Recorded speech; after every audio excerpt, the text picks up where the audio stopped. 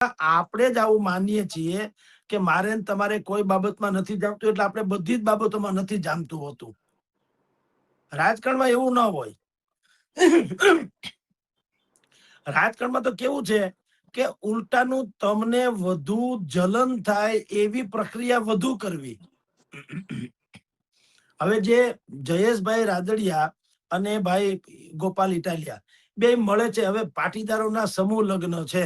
હવે બંને પાટીદાર તો છે જ, એમાં તો ના નહીં. અને જે વચ્ચે તમે જે ખુરશી કોણ બનેગા મુખ્યમંત્રી જેવી ખુરશીની વાત કરો છો, એ ત્યાં એક સાધુ સંત જે ઈ સમારોહના મુખ્ય સાધુ સંત આવવાના હતા એટલે એ સિંહાસન ખાલી હતું. પણ તમે આ વસ્તુ પર બેયના કેન્દ્રમાં તો સિંહાસન જ છે, ખુરશી જ છે.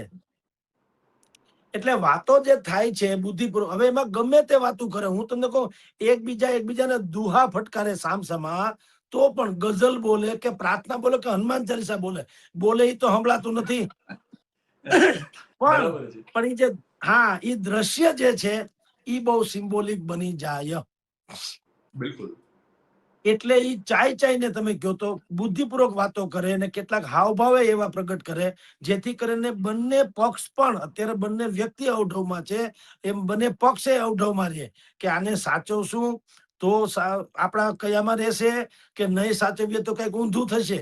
હવે મેં જયેશભાઈની વાતો કરી દીધી કે અત્યારે રાજકીય રીતે હાસ્યામાં છે એટલે એની એક મન દુઃખ છે.